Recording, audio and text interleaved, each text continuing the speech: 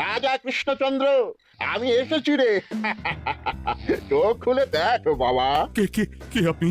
আমি স্বামী খটখটানন্দ। আমি জানতে পেরেছি তোর মনে সুখ নেই, তাই তো সেই সুদূর হিমালয় থেকে ছুটে এলাম। ও, আপনি কি করে জানলেন সাধু বাবা? ওরে পাগল ছেলের কথা শোনো। সন্তানের মনের কথা যদি জানতেই না পারি, তাহলে কিসের তপস্যা আর কিসের ধ্যান? কি কি জেনেছেন সাধু বাবা? 3 দিন ধরে মনে কোনো সুখ খুঁজে পাচ্ছি না, নানান রকম চিন্তায় জর্জরিত হয়ে রয়েছি। তার মধ্যে আজ 3 দিন হলো রানী বাপের বাড়ি গিয়ে রয়েছে। সুখ কি তোর একার? এই মায়ার সংসারে সুখ খুঁজে পাবি কি করি? তোর যে তপস্যার সময় হয়েছে বাবা। শোন, এই পাথরটা ধর। আমি যোগ বলে এই মন্ত্রপুত পাথর পেয়েছি।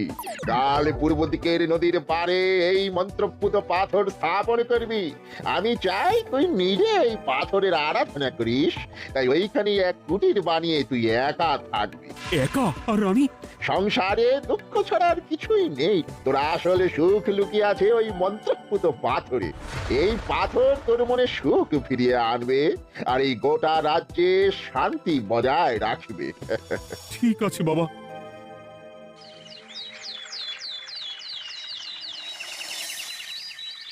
জয় মহারাজ বাবা খটখটানন্দের জয়। কি তার জ্যোতি, কি তার ব্যক্তিত্ব, আহ, কি তার কণ্ঠস্বর! এই মন্ত্রপুত পাথর আমার এবং এই রাজ্যের সকলে সুখ শান্তি ফিরিয়ে আনবে। আজ থেকে আমি সাধু বাবার পরামর্শ মতন এখানেই থাকবো। তোমাদের যার যা যা বক্তব্য আমাকে এখানে এসেই বলবে। কোনো চিন্তা করবেন না মহারাজ, আমি সব সামলে নেব। আপনি নিষ্ঠা সহকারে সাধু বাবার আদেশ পালন করুন। মহারাজ, যার নামেই খট তার কথাই ভরসা করা কি ঠিক হবে? একটা সামান্য পাথর কি করে সুখ ফিরিয়ে আনবে মহারাজ?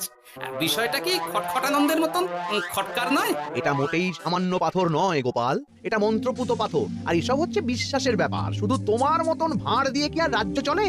রাজ্য চালাতে গেলে ভক্তি, শ্রদ্ধা, আশীর্বাদও দরকার হয়। ঠিকই, শাস্ত্রে বলে বিশ্বাসে মিলায় বস্তু তর্কে বহুদূর। কিন্তু মহারাজ, রাজ্যটাও তো চালাতে হবে। আপনি এখানে থাকলে এই রাজ্যের কি হবে মহারাজ? একবার ভেবে দেখুন, সাধু বাবা আসল না হয়ে নকলও তো হতে পারে। দেখো গোপাল, তোমার যদি মনে বিশ্বাস না থাকে তাহলে আমি বলবো তুমি আর এখানে এসো না। তবে সাধু বাবার নামে কোনো বাজে মন্তব্য আমি শুনবো না। আমি চাই না আমার এই অবিশ্বাসের কারণে আমার রাজ্যের কোনো ক্ষতি হোক। আর আমি এই রাজ্যের মন্ত্রী, আমি থাকতে তোমাকে রাজ্য নিয়ে বেশি ভাবতে হবে না। তুমি এখন যাও তো গোপাল, যাও। মহারাজকে আর বিরক্ত করো না। পাল না থাকলে এ রাজ্যের কিছুই এসে যাবে না। আমরা থাকতে নাকি ভাঁড় চালাবে রাজ্য? আচ্ছা, ঠিক আছে, দেখা যাক। তাহলে আসি মহারাজ। হ্যাঁ হ্যাঁ, এসো এসো।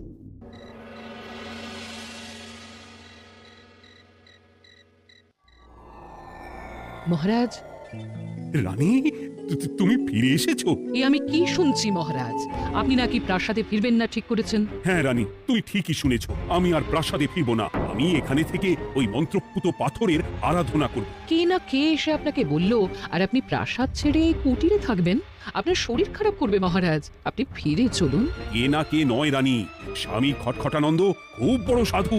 উনি যোগ বলে আমার দুঃখের কথা জানতে পেরে সেই হিমালয় থেকে ছুটে এসেছেন আমাকে ওই পাথর দিতে। তুমি আমার ভিত্তে চোর করো না রানী। আর আপনার রাজ্য, আপনার প্রজারা, তাদের কি হবে মহারাজ? সে নিয়ে তুমি ভেবো না রানী। আমি এখানে বসেই মন্ত্রীকে দিয়ে সবটা সামলে নেব। তাহলে আমিও আপনার সাথে এখানে থাকবো। আপনাকে ছাড়া আমি প্রাসাদে ফিরবো না। তা হয় না রানী, সাধু বাবা আমাকে একা থাকতে বলেছেন। এসব ধ্যান যোগ আরাধনা একা করতে হয়। গোপাল সবটা জানে মহারাজ। আমার সামনেও নাম করবে না রানী। গোপালের কত বড় সাহস, তুমি ভাবো একবার। ও বলে সাধু বাবা ভণ্ডও হতে পারে। আমার তখন ইচ্ছা করছিল ওর মাথার যে কটা চুল আছে সেটাও ছিঁড়ে নিতে। না না, আমি আর গোপালের মুখ দেখতে চাই না। আপনি উত্তেজিত হবেন না মহারাজ, আপনি বিশ্রাম করুন, আমি আবার কাল আসবো। রাতের হাটেও সবজির যা দাম বেড়েছে, এরপর শুধু এক বেলা খেয়ে থাকতে হবে। হে ভোলা, বাড়ি না গিয়ে এখানে বসে আছো কেন? দুঃখের কথা কি আর বলবো তোমায় গোপাল দাদা। বলোই না, শুনে দেখি। সামনে বর্ষা আসছে, বাড়ির ছাদটাও মেরামত না করলেই নয়। কিন্তু আমার কাছে তো এখন এত টাকা নেই। তাই ওই গিন্নির সাথে পরামর্শ করে গেলাম মহারাজের কাছে সাহায্য চাইতে। থামলে কেন? পুরোটা বলো। কি আর বলবো গোপাল দাদা, মহারাজের উত্তর শুনে আমি তো অবাক। সবই তো বুঝলাম ভোলা, কিন্তু আমার যে কিছুই করার নেই। সাধু বাবা বলেছেন আজ থেকেই রাজ্যের সব সুখ দুঃখের দায়িত্ব ওই মন্ত্রপুত পাথরের।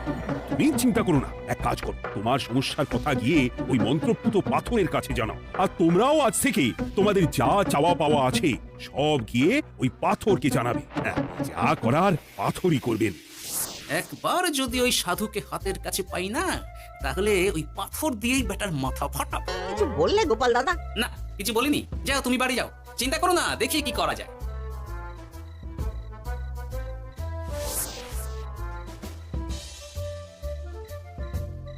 কি ব্যাপার, এত রাতে বটা ঘটা মন্ত্রীর বাড়িতে কি করছিল? কি বটা ঘটা, আজকে কি মন্ত্রী মশাইয়ের বাড়ি খাওয়া দাওয়া ছিল? খাওয়া ছাড়া কি অন্য কিছু আসে না তোমার মাথায়? চ চ চ, আমাদের অনেক কাজ আছে, চ। আরে এত তাড়া কিসের? বাবা, বটা ঘটার এত কি গুরুত্বপূর্ণ কাজ যে একেবারে ছুটে পালালো? না, ব্যাপারটা তো সুবিধের ঠেকছে না।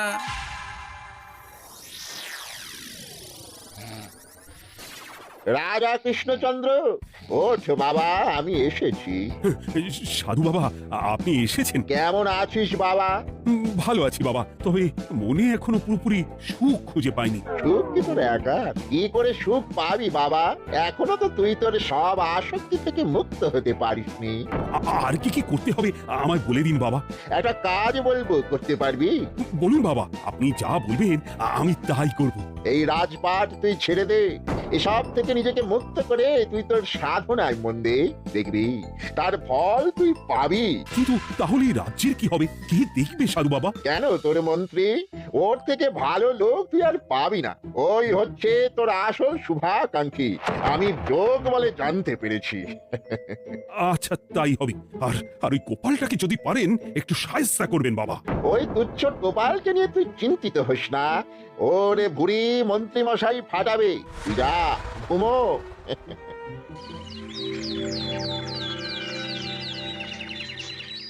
শোনো শোনো শোনো, আজ থেকে মহারাজ কৃষ্ণচন্দ্রের আদেশে এই রাজ্যের ভার এই রাজ্যের মন্ত্রীর। আর মহারাজ নিজে তার কুটিরে নিরিবিলিতে থাকতে চাইছেন। উনি চান না কেউ ওনাকে বিরক্ত করুক। তাই আজ থেকে যার যা সমস্যা সবাই মন্ত্রী মশাইকে জানাবে। মন্ত্রী মশাই যাকে যা বলবেন তাকে তাই শুনতে হবে। শোনো শোনো শোনো। না, মহারাজকে থামাতেই হবে, না হলে বড় বিপদ হয়ে যাবে। যাই। মহারাজ, এই ভুল আপনি করবেন না। মন্ত্রীর হাতে রাজ্যের ভার দিলে রাজ্যের সর্বনাশ হবে মহারাজ। দেখো গোপাল, আমি যেটা করেছি সেটা ঠিক বুঝেই করেছি। আমার সিদ্ধান্ত আর বদলাবে না। আর এই বিষয় নিয়ে আমি তোমার সাথে কথাই বলতে চাই না। মহারাজ, গ্রামবাসীরা আপনার এই সিদ্ধান্ত খুশি মনে মেনে নেয়নি। সবার কথা একবার ভেবে তারপর সিদ্ধান্ত নিন মহারাজ। একজন বাইরের লোকের কথায় কোনো সিদ্ধান্ত নেবেন না দয়া করে। গোপাল, তুমি যদি সাধু বাবার সিদ্ধান্তে প্রশ্ন তোলার চেষ্টা করো তাহলে আমি বাধ্য হব মন্ত্রীকে বলে এই রাজ্য থেকে তোমায় বিতাড়িত করতে। একজন সেই হিমালয় থেকে আমাদের উপকার করতে এলো আর তুমি তার বিরুদ্ধেই কথা বলছো। ছি ছি গোপাল, ছি। মজা, কি মজা! শুধু মুদ্রা, শুধু মোহর, যেদিকে তাকাবো শুধু সোনার মোহর আর সোনার মোহর। তুমি কি পাগল হয়ে গেলে? এখনো হয়নি গিন্নি, তবে এবার সত্যি সত্যি হয়ে যাব। এত সোনার মোহর একসাথে হাতে পেলে কেউ কি সুস্থ থাকতে পারে? আর বেশি দিন বাকি নেই যখন কৃষ্ণনগরের কোষাগারের মালিক হব আমি। আর মহারাজকে ছেড়ে দেবে? চিন্তা নেই, মহারাজ কিছুই করতে পারবেন না। তিনি এখন সাধু বাবার আদেশে পাথরের আরাধনায় ব্যস্ত। আর প্রহরীরা, তারা কিছু বলবে না? প্রহরীরা তো এখন আমার গোলাম।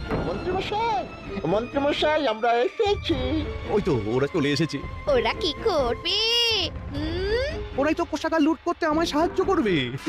রাজ কোষাগার হবে শুধু আমার, আমার, আমার।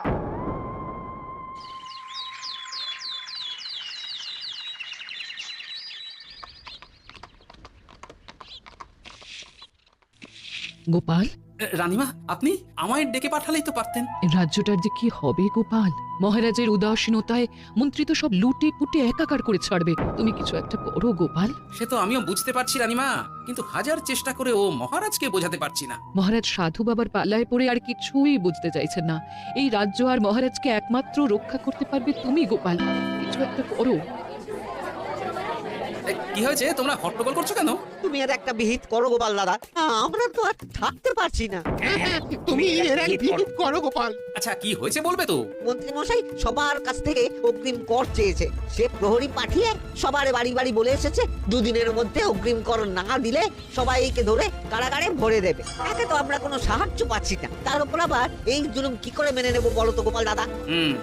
আমাদের বাঁচাও গোপাল দাদা, আমাদের বাঁচাও, না হলে এই মন্ত্রীর জুলুমে আমরা সবাই মারা যাব।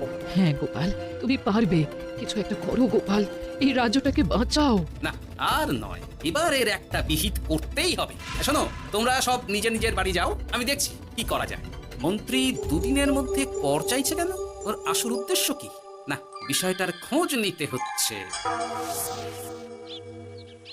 পুটি, এই পুটি, গোপাল দাদু তুমি? শোন, একটা কাজ আছে বুঝলি, বটা ঘটার উপর নজর রাখতে হবে, পারবি তো? হ্যাঁ হ্যাঁ দাদু, এটা আর কি এমন কাজ? এই তোর হাতে ওটা কি রে? ও এটা পুতুল, বাবা এনে দিয়েছে। পাথরটা খুব চেনা চেনা লাগছে, তাই যেন দেখেছি কোথায়। রে, সাধু বাবার দেওয়া পাথর, আর এটা একই পাথর মনে হচ্ছে। এই তোর বাবা এটা কোথায় পেয়েছে রে? তা তো জানি না, তবে শুনেছি পাশের গ্রামে। বাহ, পাথরগুলো দেখতে তো খুব সুন্দর। এই সব পাথর তোমার? আজ্ঞে হ্যাঁ, আমি এই পাথরের মূর্তি বানাই। এই পাথর কি তুমি বিক্রি করো? না না, শুধু পাথর তো বিক্রি করি না। এটা কি?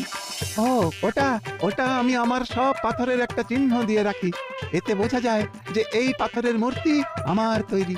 বাহ, চমৎকার কাজ করেছো। তোমাকে যে কি বলে ধন্যবাদ দেবো তুমি জানো না, কৃষ্ণনগরের কত বড় উপকার তুমি করলে। গোপাল দাদু, ও গোপাল দাদু, গোপাল দাদু, গোপাল দাদু। কি ব্যাপার, এত সকাল সকাল ভালো খবর এনেছিস মনে হচ্ছে? শুধু ভালো নয় দাদু, একেবারে গরম খবর। দাদু রহস্য আমরা ফাঁস করে ফেলেছি দাদু। বলিস কি রে? শুনি শুনি। কাল রাতে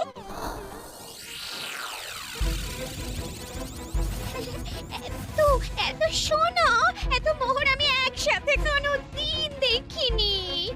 ও এইসব আমাদের? হ্যাঁ গিন্নি, হ্যাঁ এই সব আমাদের, সব। ওরে বাবা, আমার তো বিশ্বাসই হচ্ছে না, আপনি গায়ে কাঁটা দিচ্ছে। রে বটা, আজ সাধু সেজে মহারাজের কাছে গেছিলি? হ্যাঁ, মহারাজ তো আজকাল পাথরে প্রণাম করতে যাচ্ছিলেন, কোনো মতে ঠেকিয়েছি। বলেছি প্রণাম নেওয়া আমার গুরুর বারণ আছে। আর আমি তো আজ এমন ধোঁয়া দিয়েছি যে মহারাজ একেবারে কেসে কেসে অস্থির। আর মাত্র 2 দিন, এই 2 দিন খেলাটা চালিয়ে যেতে পারলেই কেল্লা ফতে। আচ্ছা, এবার আমার কাছে পুরো বিষয়টা পরিষ্কার হলো। বাহ, তোরা দারুণ কাজ করেছিস রে। এবার শুধু আজ রাতে প্রমাণটা পেলেই হয়ে যাবে।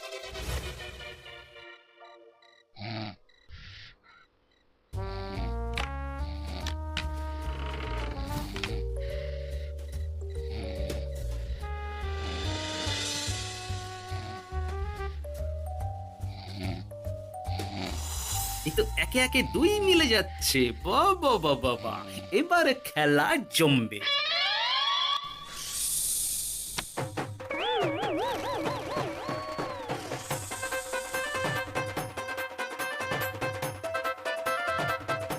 এই ঘটা রে, এই ঘরে এত ধোঁয়া এলো কি করে রে?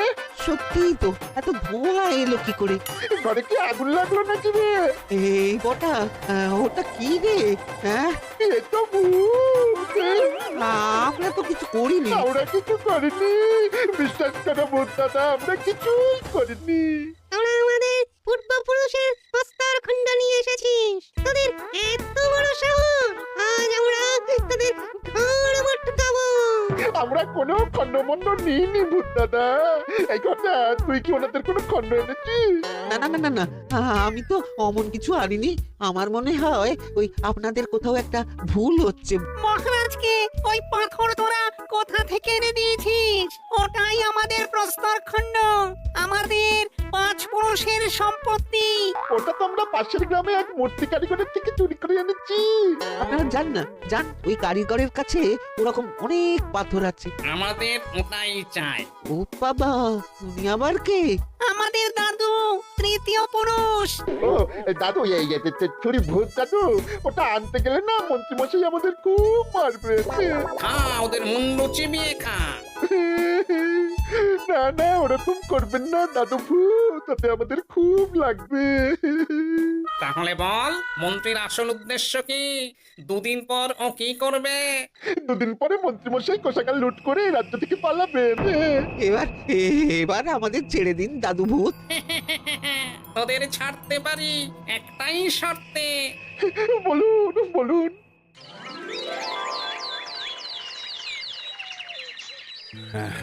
রাজ্যের পরিস্থিতি কি? প্রজারা সবাই ভালো আছে তো? হ্যাঁ মহারাজ, সেসব নিয়ে আপনি একদম চিন্তা করবেন না। বাবা, আপনি এসেছেন? আরে কৃষ্ণচন্দ্র, একটা কথা তোকে না বলে আর থাকতে পারলাম না। আবার কে রে? বলুন বাবা। এই মন্ত্রীকে এই রাজ্যের দায়িত্ব দিতে বলে আমি বড় ভুল করেছিলাম। আসলে এই মন্ত্রী হচ্ছে চোর, ও তোর কোষাগার ফাঁকা করে পালাবার মতলব করেছে। কি বলছেন বাবা? মন্ত্রী উনি যা বলছেন সব সত্যি? না না মহারাজ, এই বটা কি হচ্ছে কি? বটা? তুমি সাধু বাবাকে বটা বলে ডাকছো কেন? আমি বলি কি বাবা, এই মন্ত্রীকে তুই শুলে দে। বটা তুই থামি, আমার খেয়ে আমায় ছুরি মারা। ওর কথা আপনি বিশ্বাস করবেন না মহারাজ, ও সাধু নয়, ও ভণ্ড। মানেটা কি? মন্ত্রীমশাই ঠিকই বলছেন মহারাজ, ও সাধু নয়, ও কৃষ্ণনগরের বটা। এসব আপনার আদরের মন্ত্রীর কাজ মহারাজ। মন্ত্রী আপনার রাজ্য লুট করার মতলব করেছে, তাই বটাকে সাধু সাজিয়ে আপনার মন জয় করে প্রথমে আপনাকে প্রাসাদ থেকে তাড়িয়েছে, তারপর রাজ্যপাট নিজের হাতে নিয়ে কোষাগার হাতিয়েছে। আর এই পাথর কিসের গোপাল? পাথর? পাথর এই কারিগরের মহারাজ। উনি পাশের গ্রামে এই পাথর দিয়ে মূর্তি করেন। মন্ত্রী বটাকে দিয়ে এই পাথর চুরি করিয়েছে।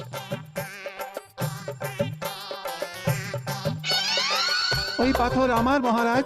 আমি তোমায় ছাড়বো না মন্ত্রী, তোমায় আমি শুলে দেব। প্রহরী, প্রহরী! কেউ আসবে না মহারাজ।